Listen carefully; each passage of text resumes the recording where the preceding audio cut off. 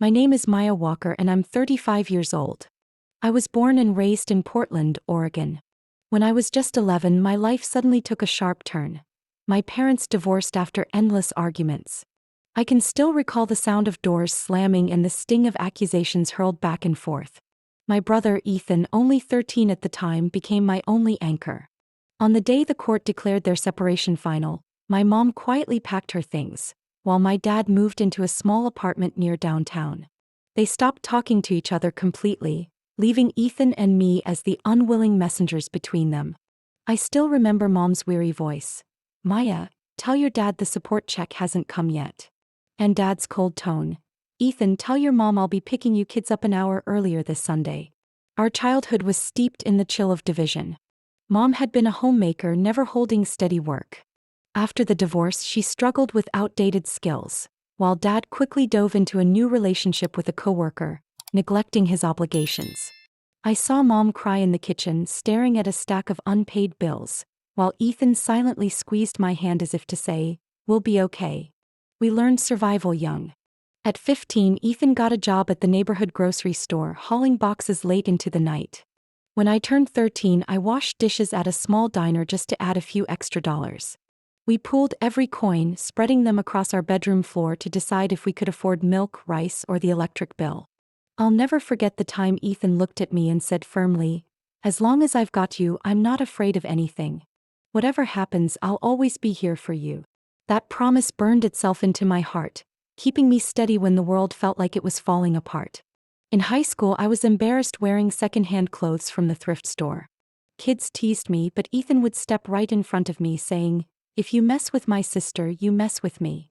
He was lanky and tall, but his fierce stare was enough to make them back down. His protection didn't just shield me from ridicule. It made me believe that even if our parents had turned away, I still had someone who truly loved me. On weekends, when we weren't working, we'd ride our bikes to the park along the Willamette River. We couldn't afford fancy outings, so we shared a ham sandwich, dreaming about the future. Ethan said he wanted to work in construction and become a site supervisor. I dreamed of someday working in a luxury hotel, meeting guests from all over the world. Our dreams were our escape, keeping us from breaking under the weight of reality. I remember one freezing winter night when the heater broke and Mom couldn't afford a repairman. Ethan pulled the blanket around me, taking the cold for himself. Shivering, I asked, "Aren't you freezing?" He just smiled through his frosty breath. "As long as you're warm, I'll be fine." That moment etched itself into my soul, and I silently vowed that one day, I would repay his sacrifices with everything I had. Looking back, I know my childhood was far from normal. But the absence of parental warmth forged something unshakable: the bond between Ethan and me. We didn't have the comfort of a complete family, but we had each other, and that was the only reason we survived those darkest years. I turned 18 with a fierce belief that only education and hard work could break me free from the cycle of poverty. Ethan chose a different path. Instead of college, he went straight to work at a construction company in Portland. I still remember when he handed me his very first paycheck, his voice raspy after long days on site. "Maya, use this to buy your books. You need to study. I'll handle the rest." I felt both touched and guilty, but Ethan refused to take it back. Thanks to his sacrifice, I pursued hotel management at the University of Oregon. At first, I was just a student working night shifts at a small riverside hotel. I cleaned rooms, worked the front desk, sometimes even served tables. Many nights, I was so exhausted I fell asleep over my notes, but I never let myself quit. I kept whispering to myself, "One day Maya Walker will own her own hotel." After graduation, I landed a job at a luxury hotel in Seattle. Within a year, I was promoted to supervisor for my dedication and quick problem solving. I'll never forget one incident when a VIP guest was furious because their room wasn't ready. I immediately apologized, upgraded them to a luxury suite, and arranged a complimentary dinner. From that day, the management saw me differently. I wasn't just an employee, I was someone who could turn crises into opportunities. At 27, I took the biggest risk of my life. I bought an old, rundown hotel on the outskirts of Seattle with nearly $300,000 in bank loans and a small amount of savings. That building had once been the pride of its neighborhood but had long fallen into decay with barely any guests. Many said I was reckless, even my mom sighed. Why not choose a stable job instead of carrying such a huge debt? But Ethan gripped my hand firmly and said, "If anyone can do it, it's you. I'll help." And he did. Ethan used his construction connections to bring in workers at fair rates. He even spent many nights painting walls and repairing doors himself. I still remember one stormy evening when he climbed onto the leaking roof in a raincoat, ignoring my frantic yelling for him to come down. Watching him silhouetted in the rain, I realized this dream wasn't just mine, it was ours. After 2 relentless years, the Aurora Grand reopened. I redesigned the rooms in a modern classic style and launched a restaurant led by a chef from New York.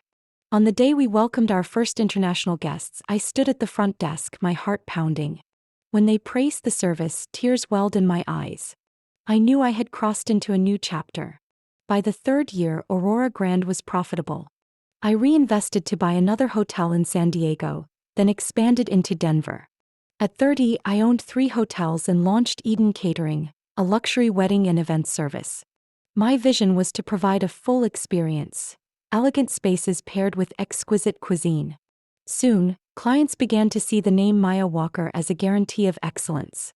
Some celebrity couples even trusted Eden Catering with their big day. When people asked my secret, I would smile and say, 18-hour workdays and never forgetting why I started. Then came my father, the same man who had quietly abandoned us after the divorce. Suddenly, he wanted to show up, inviting me to fancy dinners, introducing me to his friends as if he had a hand in my achievements. I kept quiet, though inside I burned. He had no idea how many nights Ethan and I had counted pennies just to keep the lights on. My mother was no different. She loved boasting, "My daughter runs big hotels now." But she never admitted that our success came from sheer grit, not parental support. Through it all, Ethan remained my partner in everything. By then, he was a construction manager at a major firm, but he never missed a chance to help me expand my hotel chain. I'll never forget what he said as I signed the contract for my 5th property in Dallas. "Maya, you've turned our promise into reality. You didn't just escape the past, you built an empire."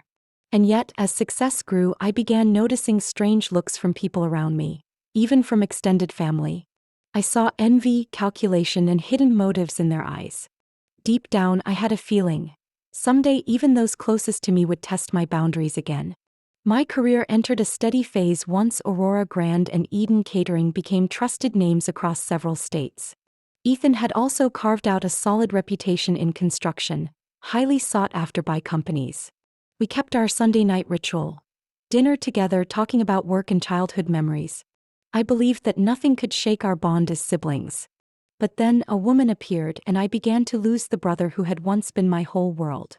Ethan met Clara Mitchell at a city fundraiser catered by Eden Catering.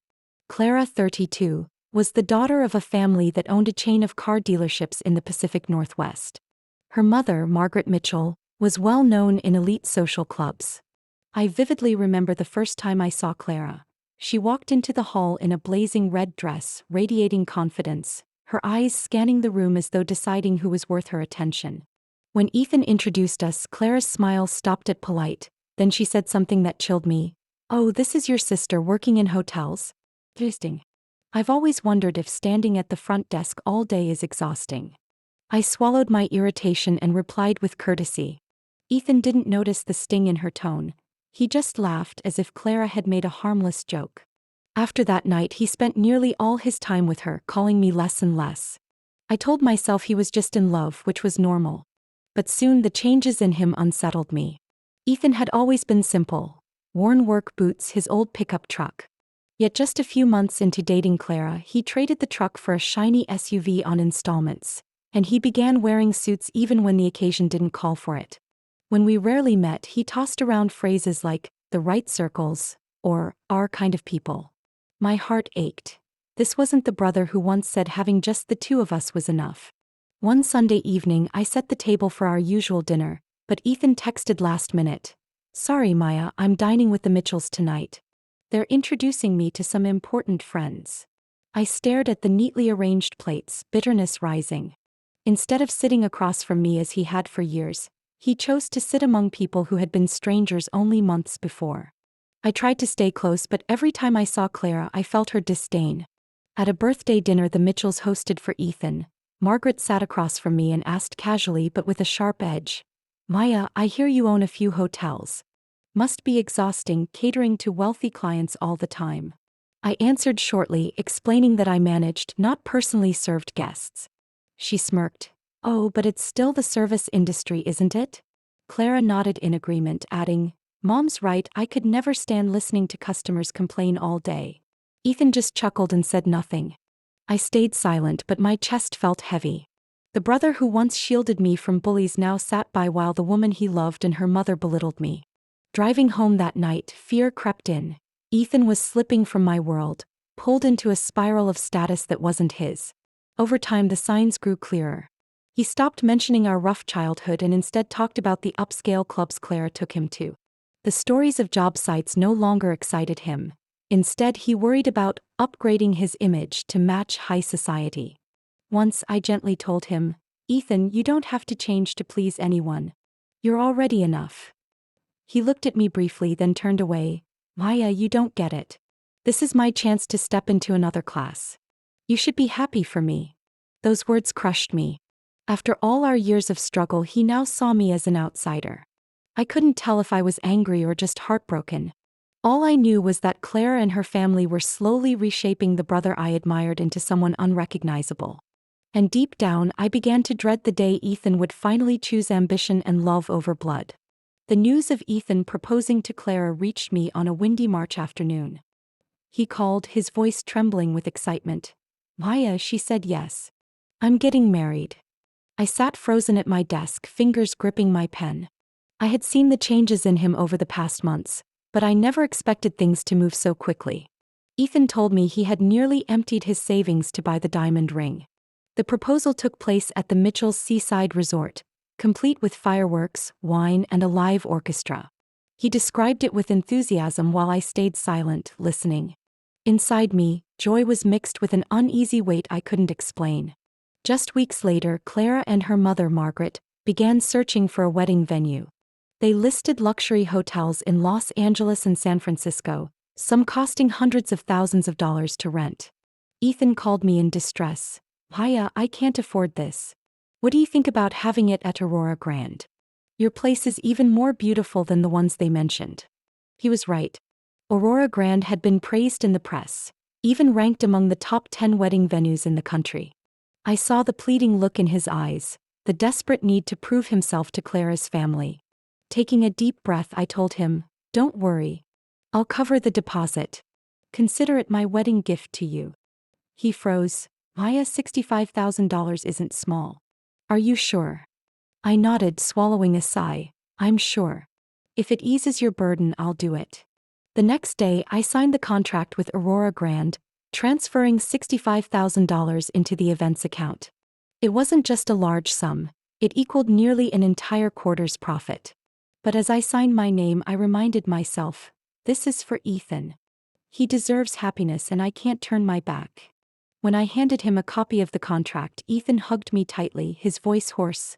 Maya, I owe you too much. I smiled, but deep down a flicker of dread sparked, as though I had just stepped into dangerous territory. Clara couldn't hide her delight when she learned about the payment. During dinner with her family, I overheard her whisper to her mother, at least we don't have to touch our family budget for the deposit. Margaret smiled in approval, then turned to me with a smooth but cutting tone. Maya, you're so generous. Not everyone would hand over that much money without hesitation. I returned her words with a polite smile, but inside, bitterness rose. They clearly saw my contribution as something expected, not a sacrifice. Ethan sat silent, offering no defense. I wanted to believe he was just keeping the peace, but disappointment seeped deep into my heart. From the moment the deposit was paid, Clara and Margaret began sending constant demands. New drapes for the ballroom, imported white roses from Holland, even a temporary fountain in the garden. Whenever I mentioned the rising costs, Clara replied coolly, your brother will handle it. You've already done your part, haven't you? Though anger bubbled within me, I swallowed it down. I told myself Ethan's happiness mattered most. But as the days passed, I saw his face grow increasingly tense. Beneath the polished suits, he was still my brother, only now suffocated by expectations that weren't his own. One late night, I found Ethan at the hotel bar, drinking whiskey, his eyes weary. I placed a hand on his shoulder. Ethan, are you sure this is what you want? I've already given so much, but I don't want to see you this unhappy. He forced a laugh, his voice heavy with sorrow. Maya, sometimes climbing to a higher rung means paying the price. Don't worry about me. I didn't reply. I only watched the glass tremble in his hand, the unease inside me growing sharper. By then I knew with chilling clarity that $65,000 wasn't just a gift, it was the fuse to a tragedy waiting to ignite. As the days passed, Ethan and Clara's wedding was prepared in full splendor. Aurora Grand, my hotel, turned into a construction site for decorations. Workers streamed in and out, hanging crystal chandeliers, building an outdoor stage and arranging thousands of imported flowers. I forced myself to remain professional, even as I overheard Clara and her mother's cutting remarks. 3 months before the wedding, I noticed something strange. I hadn't received an invitation. At first, I thought perhaps they assumed I didn't need one, being both the hotel owner and the groom's sister. But then a cousin called me, her voice brimming with excitement. Maya, did you get Ethan's wedding invite yet? Oh my gosh, it's gold embossed with a handwritten note from Clara. I froze.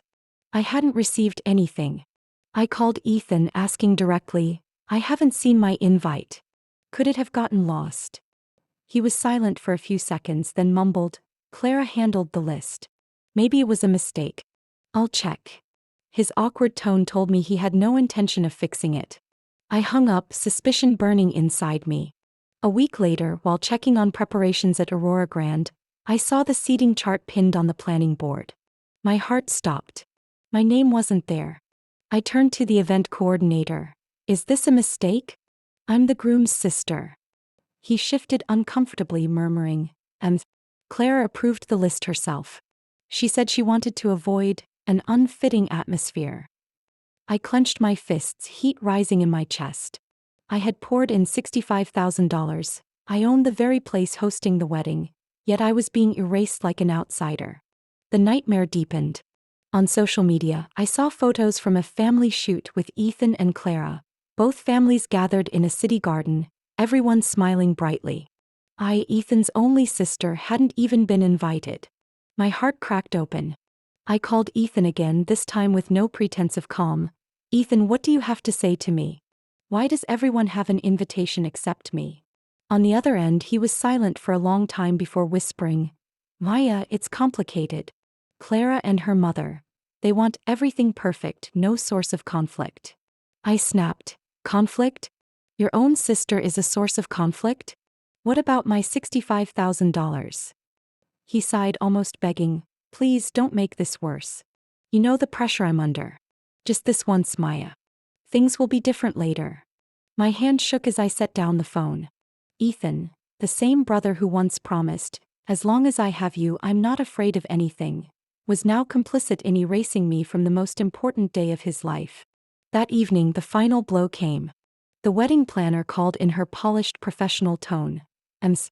Walker, I've been instructed by the Mitchell family to inform you that your presence at the ceremony would not be appropriate. However, the deposit of $65,000 will remain applied to the contracted services. I stood frozen in the hotel corridor as if the world had turned its back on me. Collapsing into a chair, my mind raged. Do they think I'll stay silent? That I'll swallow humiliation, lose my money, and forfeit my dignity? Tears streamed down, but then a cold clarity surged through me. If I kept yielding, they would never stop. At that moment, I knew. Maya Walker would no longer be just the dutiful sister, no longer the one bankrolling someone else's dream. I would show them a bitter truth they never saw coming. I sat frozen in my office at Aurora Grand, staring out the glass window at the garden where workers were erecting the floral arch for Ethan and Clara's wedding. Crews rushed to set up sound systems, servers hurried about for the tasting event. All of it funded by the $65,000 I had pulled from my own account. And yet I, his sister, had been cut out as if I were disposable. The moment the wedding planner hung up on me, my blood boiled. Tears no longer came, only a cold, razor-sharp resolve. I pulled out the contract, flipping straight to Clause 14, a detail most clients never bothered to read. Aurora Grand Management reserves the right to cancel any event in cases of fraud, financial abuse, or violation of principles of mutual respect. A bitter smile tugged at my lips. They thought I would stay silent, but the contract itself was my weapon. That very afternoon, I instructed my events manager to call Clara. My voice was calm, but every word cut like steel. Mitchell, relay this to your mother and Ethan. If by 5 o'clock this evening I do not receive a formal apology and a proper invitation to the wedding, the entire contract is void. The ballroom, the garden, the restaurant, even the guest rooms reserved for out-of-towners. Everything will be cancelled. The deposit will be forfeited. The line was silent for a beat before Clara let out a sharp laugh. You're bluffing, Maya.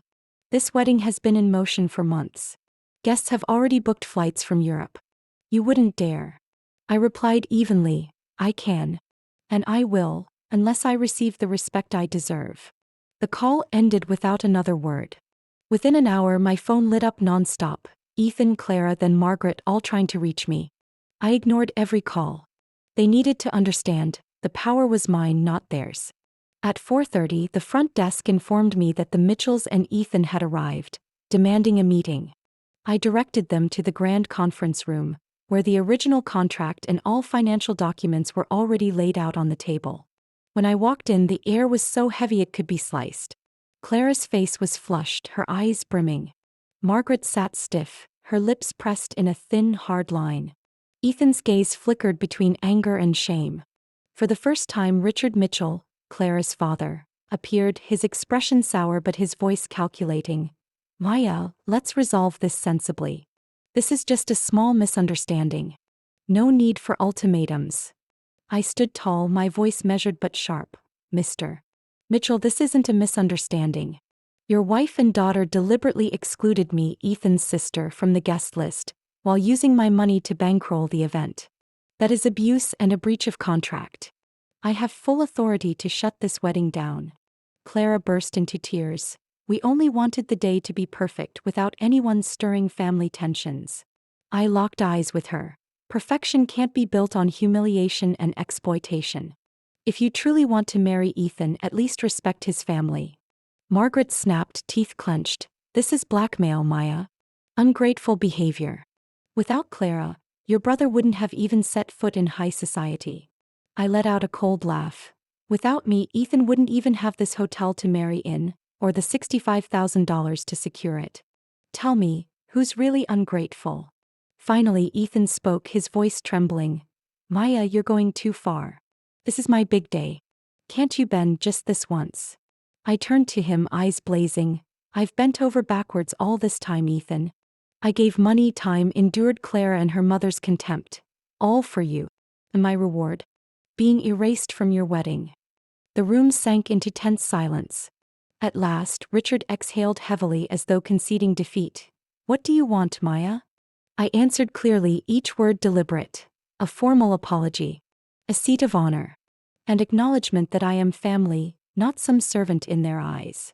Margaret started to protest, but Richard cut her off. Clara, Margaret, enough. Maya's right. Without compromise, we lose everything. Clara's eyes burned red as she choked out. I'm sorry, Maya. It was wrong to let personal feelings dictate my decisions. Margaret's jaw tightened, but she forced the word out. Sorry. Ethan bowed his head, whispering, I'm sorry, Maya. His words came too late, but at least they showed a flicker of the brother I once knew. I gathered the papers, my tone steady. Good. The wedding will go on. But remember this, I am not someone you can erase. I am Maya Walker, and I won't let anyone diminish me again. The silence in the room thickened. No one dared respond. I walked out, feeling lighter, though I knew deep down, the real storm had only just begun. Ethan and Clara's wedding took place on a radiant June morning. Aurora Grand gleamed like a fairy tale castle. Arches draped with pure white flowers, a string quartet playing softly, banquet tables covered in shimmering satin. Guests arrived from everywhere, many of them powerful figures in business and politics. I sat in the front row, wearing a simple but elegant navy dress, my back straight, my gaze calm. I was no longer the erased sister, but the rightful owner of this place. Ethan stood at the floral altar in a finely tailored tuxedo. He looked handsome, but the tension in his eyes betrayed him. As the music swelled, Clara entered, escorted by her father Richard. Her crystal-studded gown dazzled the room, drawing gasps of admiration. She smiled flawlessly, chin high like a queen walking into her coronation. The ceremony began. The minister recited blessings. The hall fell into hushed silence, only the music lingering in the air. I studied every flicker on Ethan's face. He forced a smile, but his eyes kept darting toward me as if searching for anchor. Then came the familiar moment in every wedding, the minister's voice ringing clear. If anyone objects to this union, speak now or remain silent forever. The entire hall held its breath. No one spoke. But just as the minister prepared to continue, Ethan drew a deep breath and declared loudly, "Stop." The music cut abruptly. Guests stirred, whispering in disbelief. Clara snapped her head toward him, her face strained. "Ethan, what are you saying?" He met her gaze, steady. "I can't go through with this ceremony." The hall erupted, murmurs buzzing like a storm. Margaret leapt to her feet, face ashen. "Ethan, have you lost your mind? Guests have flown in from everywhere. Everything is ready and you're ending it at the altar." Clara clutched his hand, voice breaking. "You can't do this. You promised me. I prepared everything for you." Slowly, Ethan pulled his hand free, his eyes wet but resolute. "Clara, you deserve someone who truly loves you, who wants to live in your world without pretending. I'm not that man. I tried to mold myself into someone else, but in doing so, I nearly lost who I was. And I nearly lost the one person who stood by me since childhood." He turned toward me. That look, I recognized it instantly. It was the same gaze from the boy who held my hand trembling at the school gate. The 13-year-old who once swore he'd always protect me. "Maya," his voice cracked. "I'm sorry. I was blind to let others belittle you. I forgot that you are my real family." I clenched my hands, fighting tears. The hall rippled with shock. Some guests rose to their feet, unsure if from outrage or sheer curiosity. Clara screamed, her voice jagged. "You're humiliating me in front of hundreds of people. You'll regret this, Ethan." But Ethan shook his head. He turned to the minister, voice firm. "This ceremony ends here. I cannot say, 'I do' when my heart refuses." Chaos broke loose. Margaret wrapped her arms around Clara, who sobbed uncontrollably, while Richard stood pale with humiliation. A few guests stormed out, others raised their phones to record the scandal. Ethan stepped down and walked straight to me. Under the eyes of hundreds, he grasped my hand, trembling yet determined. "I don't know what the future holds, but I know I can't lose my real family. I've made the wrong choices for too long, Maya. From now on, I want to set it right." I couldn't speak. Anger, pain, disappointment, all dissolved in that instant. I didn't know whether to scold him or embrace him, but I knew one thing for certain. The brother I thought I had lost had finally returned. Amid the chaos swirling around us, I whispered, "Ethan, make sure this time you keep your word." He nodded, his eyes steady. And I knew from the moment he dared to cancel this wedding before the entire world, he had truly awakened. The scene after Ethan called off the wedding haunted me for days. The scraping of chairs, the whispers, the probing stares of hundreds of guests echoed in my mind. That day, Aurora Grand wasn't the stage for a perfect wedding but the theater of a relationship collapsing under lies and ambition. Yet in that wreckage I realized something precious. I had regained the brother I thought was lost forever. Ethan left the ceremony in chaos and I walked beside him. We stepped out of the hall, leaving behind Clara's wails and Margaret's furious shouts. In the garden behind the hotel, Ethan suddenly sank onto the steps, burying his face in his hands. I had never seen him so broken. "I ruined everything, Maya," he rasped, breath unsteady. I laid a hand on his shoulder, calm. "You didn't ruin anything. You just saved yourself." He lifted his red eyes. "But everyone will laugh at me. They'll say I'm the man who ran away at the altar, that I'm unworthy. My construction firm could lose contracts, friends might turn their backs." I cut in firmly. "Better that than losing who you are.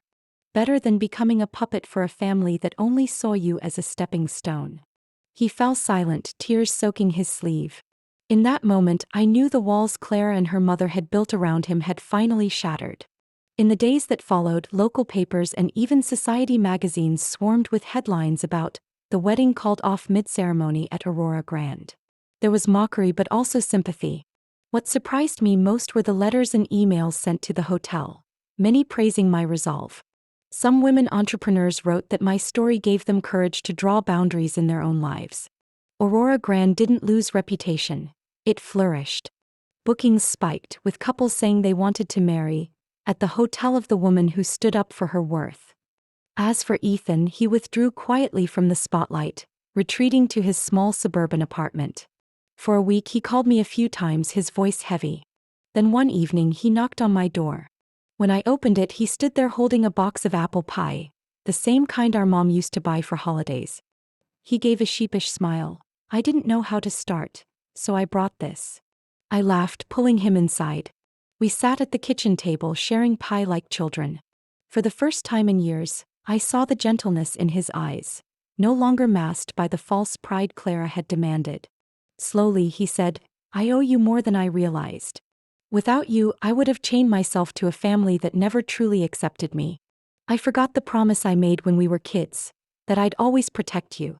Instead, I hurt you the most. I shook my head. What matters is that you saw it and came back. No one's perfect, Ethan. But not everyone has the courage to say no when the world expects them to bow. He squeezed my hand, earnest. You taught me that lesson. And I won't forget it again. Time passed and wounds healed. Ethan returned to his work in construction, this time as himself, not defined by luxury cars or elite banquets. He reconnected with old friends Clara had scorned, and they welcomed him back with warm handshakes. I changed too.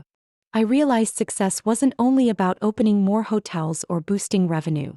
It was also about defending myself, setting boundaries, saying enough when others tried to take advantage. I created a small fund, the True Vows Fund, seeded with the very $65,000 I had lost. It helps couples host simple but meaningful weddings, free of ostentation. I wanted to remind people that marriage isn't a social performance. It's a genuine union of two souls. Months later, Clara unexpectedly came to Aurora Grand. She wasn't with her mother, wore no heavy makeup, only a plain outfit. I was wary, but then she whispered, I came to apologize. Her voice trembled, stripped of her old pride. She confessed that after the broken wedding, her mother had tried to push her into new matches with wealthy men, but she finally realized she was nothing more than a prop. Clara had walked away from that mansion and begun therapy. I was wrong to look down on you, she admitted, eyes wet. I treated both you and Ethan horribly. Thank you for freeing him, and for forcing me to face myself. I stayed quiet for a while, then answered, I don't know if I can fully forgive, but I respect your courage to come here. I hope this time you live as yourself, not as your mother's shadow. Clara nodded and left. I knew then, even those who hurt us can change if they dare to face the truth. 1 year after the cancelled wedding, Ethan announced he and his new girlfriend, Hannah, a thoughtful architect, were planning to marry. They chose a small outdoor ceremony in Aurora Grand's back garden, inviting only family and true friends. No gold-dusted champagne, no extravagant orchestra, just flowers, laughter, and sincerity. When Ethan asked me to be his witness of honor, I broke down in tears. This time I wasn't excluded, I was the person he trusted most. As he slipped the ring onto Hannah's finger, his eyes carried no doubt, only certainty. After the ceremony, he embraced me and whispered, I found my real family. And I'll never lose it again. Maya's story isn't just about a broken wedding, it's a powerful life lesson. Sometimes the people we love most can hurt us the deepest. But by setting boundaries and protecting her own worth, Maya not only preserved her dignity but also brought her brother back to his true family. In today's world, we must remember that money, status, and praise fade quickly. What endures is self-respect and genuine relationships. What do you think about Maya and Ethan's choices in this story? Share your thoughts in the comments below. And don't forget to follow the channel for more heartfelt stories and meaningful lessons about family, love, and life.